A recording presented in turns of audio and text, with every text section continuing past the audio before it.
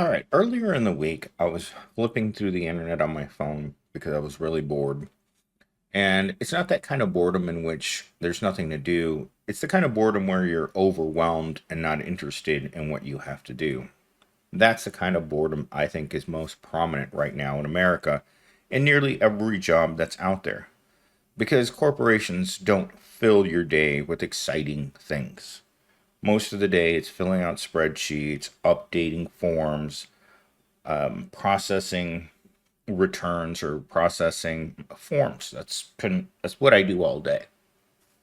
So none of it keeps me very excited. So at some point, I start to detach from work, and I find myself wanting to do something else because my brain is hurting me just out of sheer work boredom. But as I was reading this article, it was talking about a guy who was running a coffee shop. The guy was working two 40-hour work weeks and a half. He was two full-time jobs and one half-time job, 7 days a week. And he was the guy that was keeping the place together. This kind of reminded me of me at my job because I don't work that many hours. I would never work that many hours.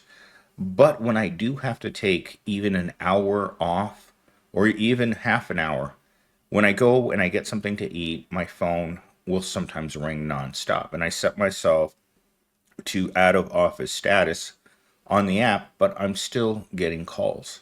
I'm still getting messages, and sometimes these are very important messages. The other day, I had to go pick up packages in another part of the building, and while I was over there getting the packages, my boss called, the senior manager called. I got another call. I was getting multiple calls simultaneously. Sometimes I get those multiple calls from the support people because they don't know what to do. And sometimes my own boss will call me. Like yesterday, he just called me and he was so pissed off that we didn't do something. And I'm like, you know what? This isn't my area. Go talk to those people who make those mistakes. We don't care. It's like if you don't submit an order for something, this is how stupid it was. Someone submitted an order for something but never transferred the order. It's like going onto an app, filling out the order, but never hitting submit. So therefore, you're sitting waiting for your Uber Eats driver, and then you call them up and you ask, "Why isn't my food here?" And it's simple. You never placed the order. You never hit send, and that's where I was stuck because he just didn't understand why it didn't work, and I was just like, that's just one tip of the iceberg in all of the different things that I do. I mean, the amount of different types of work that I do sometimes even astonishes me. Like last week, I spent the morning getting furniture ready. Then I have to do an installation. Today, I have to go back to the same building, work on the installation part because when you're dealing with furniture that can move, right, in height, you got to adjust the cabling. You got to make adjustments to the work that you did in order for it to work properly. Anyhow, and then I've had a few conversations with accounts payable, purchasing, and accounting. And so that's my day in a nutshell. It's just running here, running there, having people come into my office, telling me how much everything sucks, and it's nonstop. So when I think of someone that's incredibly vital to a corporation and would be nearly impossible to replace, this guy in this story about running this coffee shop really reminded me a lot of myself. Next week I'm going to be moving, and I know that I'm going to be moving, but at the same time I'm going to be carrying around my work laptop because I can't be away. It's the only times I can be away is when the company's actually closed and there isn't anyone there. At some point today, something's going to break somewhere that's going to require my immediate attention and only my attention because I can't rely on anyone else in order to do my work. All right, so that was a long monologue. Let's get into my written monologue. They said he was replaceable, just another name on the schedule, until he walked away and everything crumbled. The store couldn't function without him, And suddenly the silence from his block number was louder than any warning he'd ever given. That's what happens when you build a business on one person's back and pretend it's a team. You don't realize the value of the glue until the whole thing falls apart. And this is something I hear all the time from my worker. It's like, well, don't they understand how important you are to this company? No, they like to tell me every single day how disposable I am. Every single day I experience at one point being told that my position is completely replaceable.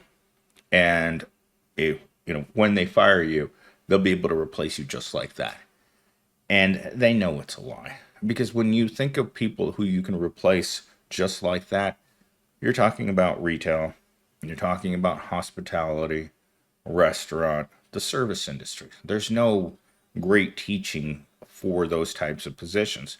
But when you're talking about a person who spent his entire adult life working in technology and suddenly you're going to just go and find someone that has that kind of experience that's going to work for this little bit of money, well, that person isn't going to be as desperate as I am. The whole reason I'm still here is desperation. They wanted to see right from the get go how hard they could push me. And the proof is in the pudding.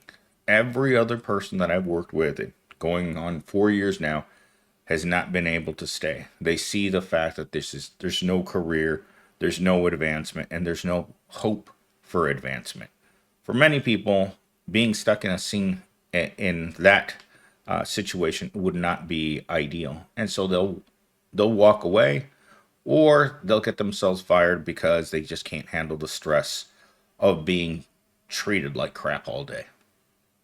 All right, with that said, let's get into talking point number one. Overworked is not loyalty. Working 90 to 100 hours a week isn't dedication. It's a sign the business is broken. No one should be expected to carry an entire workplace on their back just to keep things running. If you guys have been on this channel for a while, this story reminded me a lot of the warehouse that I worked at previously. The greedy old boomer owner only wanted to have a couple of employees, and he didn't believe in paying anyone more than minimum wage. But he worked us like animals, like beasts of burden, and we couldn't get it all done. And you can't run an entire operation. It was a small operation. Don't get me wrong; it's a small shipping operation, but you can't run it on two people. If one person doesn't show up, it puts an unbelievable burden on the other person. And let's say both your workers get sick. Now you don't have anyone to run the shop. And that's pretty much what it came down to, is it was already failing. And the fact that he would get very angry and that none of his minimum wage workers would stay. I was in a particularly bad situation, as I usually am for employment, so I had to stay.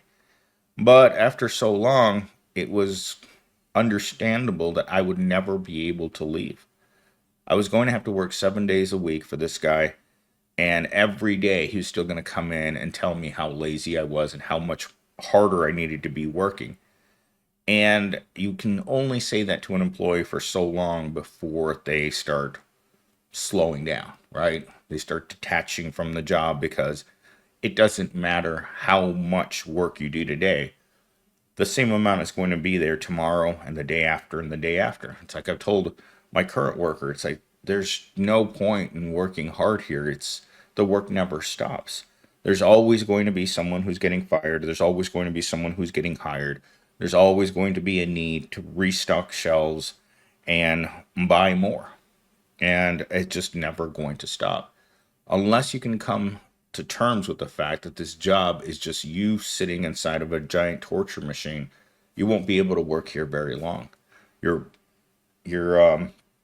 what do you call it? Your your motivation to do a good job declines exponentially every single day that you realize that nothing you do at work matters. Talking point number two. They only notice when you're gone. This is something I've noticed 100% at my job. When I'm not there, let's say I went out to take a break or I have to go to the doctor. Let's say that I have to go to the doctor. I've been neglecting going to the doctor since I got my write up about 4 months ago now. I have I was told that I was taking too much time off, so I had to stop going to the doctor. But if I absolutely have to go, do I notice it? Absolutely. Every single thing that this company does when it comes to acquiring things goes through one person, and that's me. So when that one person isn't there, they can't get it.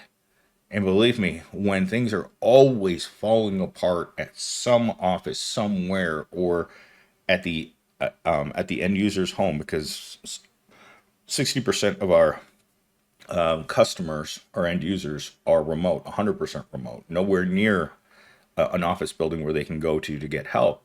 So when it comes to helping those people, it's always got to be done through one person, which is me. Either I'm going to get what they need repaired or I'm going to buy them a new one. That's really what it comes down to at the end of the day. So when things aren't going great, you have to look around and see why aren't things working. You point to the person that's the guy that makes things possible. In fact, after we had our big meeting a couple of weeks ago, one of the office managers pulled me aside after the meeting was over, and he's like, you're a really important person at this company, and you're the reason why a lot of these people here can do their jobs, which is in stark contrast to what I hear from my boss all the time about how worthless and lazy I am. So, moving on to talking point number 3. Blocking the boss was the most professional move he made. I've had to do this with a lot of people. When you have reached a point with a person where they don't understand that they're not supposed to call you, especially with work. When I leave work on Friday or before Monday at 8 a.m. as a non-exempt employee, I am not available for my boss to talk to. And there are other employees who have taken that approach to this same issue, but they are exempt, which I don't understand, other than they don't want to get overworked. They don't want to be bothered while they're doing whatever God only knows they're doing. But we all know it's not good. But that's the way it is in this world. Taking that vacation and cutting contact wasn't petty. It was survival. Sometimes the only way to expose dysfunction is to stop absorbing it. The block button isn't personal. It's protection. This is what you have to do, not only with the people that you work for, but there are certain family members, friends, acquaintances, neighbors, whomever has your phone number. If they're going to use your phone number as the bat signal whenever they need help, regardless of what hour they need help, it is going to be one of those things that you're going to have to set boundaries with. And for me, I don't like being called late at night. I don't like being out of my house after, I'm going to say, I know you guys are going to say this is ridiculous, but I like getting ready to go to bed between 6 and 7 o'clock at night. I don't like driving my car at night. I don't like talking on the phone at night. Mainly, I don't like talking on the phone at night for one good reason. I'm usually 3 sheets to the wind. So I would prefer not to have conversations. Usually my phone's on silent, and that's how it's going to stay until I wake up in the morning. But I'm a strong believer, and you just have to not take those phone calls. Because for a long time, I did take those phone calls. And in fact, just in this past week, I've gotten phone calls between 8 and 10 o'clock at night from my boss because he wanted me to order something. And I'm like, just because you're working at 3 o'clock in the morning doesn't mean I'm going to be working at 3 o'clock in the morning. And so I get everything done, but everything's got to get done between 8 and 5. If it's impossible to get it done between 8 and 5, then it's not going to get done until Monday, unless it becomes an emergency and they want to pay me overtime. I've had to work Saturday and Sunday. I'm not going to say normal, but it's not uncommon for me to have to work Saturday and Sunday. In fact, this weekend I was planning on getting ready to move out of my house because I didn't want to have to move. Because normally when you move out of an apartment, They're very strict that you move out on the first. Well, the first is Tuesday. I'd rather start moving out on Saturday so that way I can be at work. Well, that's not going to work because that's not the way. Apartments and businesses don't adhere to weekends and nights. They give you a time and you have to be out by a certain amount. Or, as they told me yesterday, you will pay a daily fee for using that place while you're not there. Because if they can't have other people renting this place, someone's got to pay for that. And that usually means you. All right, talking point number 4. Replacement is a lie they tell you to keep you quiet. This is something I've heard in every single job I've ever had since I was a teenager. It is the most common way of controlling all of their workers. You are replaceable. And during the pandemic, knowing full well that that's how workers felt, that they were replaceable, they decided to give you essential, the title of essential. So essentially no money, and essentially you've been chosen to be sacrificed. You're an essential sacrifice if you became an essential worker. But those essential wages, I think, is what hurt most of the essential workers, is that they were going out there to work when the rest of the population was hiding. When people were hiding in their homes, working remote, the essential workers with their essential pay were out there getting sick and being essential. And that's very unfortunate because it showed tens of millions of people that there's only a certain class of people that can go home and work from home. You're not going to work from home if you're holding a broom, cleaning, working in a restaurant. You don't get to do those things. And I think that's the hardest. I think that's really one of the telltale signs of our current history about how we let them really know how we feel about them. They say everyone's replaceable to make you stay in your place. But what they really mean is, we hope we can replace you, because if not, we're screwed. And when it turns out that they can't, that lie gets exposed real quick. In fact, I was reading another article about the same time of a boss who fired a worker and then realized very quickly he didn't know what that worker was. So HR kept calling him to come in and train his replacement, the person that they fired him for, because they didn't know what to tell him to do. That would be my job. When I took this job, I was basically replacing the senior manager's position in half of his work. The day I started, the senior manager decided that he no longer wanted to do that job. He just wanted to focus on managing. So I took over every aspect of that. And once he got himself fired for being a drunken lout, it was time for me to either sink or swim. And this is something I've told my worker on many occasions. This job is not for the faint of heart. If you can't figure things out in real time, you're not going to last a single day. If you can't handle pressure, if you can't handle playing in the game outside of the game where there are no rules, just let's see, how do I put this? When there's a set of rules that you play in at work, and then you go out into, like I would call, the badlands of work. Out here, there are no real rules. There's no map. There's no one to ask questions. You've got to figure it out in the wilderness outside of the main part of your work. Sure, inside of your job, you know how to function. You know how to sit at your desk. But let's say you need a vendor to do something at another school right now, and your boss just tells you, he doesn't even tell you. He comes at you and he asks you, why isn't this done? And you kind of just look around and it's like, well, when did that become part of my job? That's the work that I call that's outside. And a lot of that work is management work that you can't be trained for. You just either have to know, figure it out, Google it, because there's not going to be a person who's going to sit down and say, well, when this happens, you need to do this. Because obviously, they don't know. Or I've even had my boss where he'll come over and Google something right in front of me and it's wrong. And then he'll walk away and letting me know how dumb I was for not Googling it. And then I look at it and it's like, that's not the right answer. And then he walks out of the room and He's figured it out, and you just need to move on to get that task done. It's happened to me so many times. It's happened to me with my workers over the years, and you just kind of wonder, like, that's not a real solution, but that's the solution that's available. You got to learn to figure things out. And the only way you learn to figure things out is with lots and lots of years of experience and being able to adapt and overcome in every single situation. Anyhow, I got to put this recording to bed. You guys will see it later today. I hope you have a great Friday.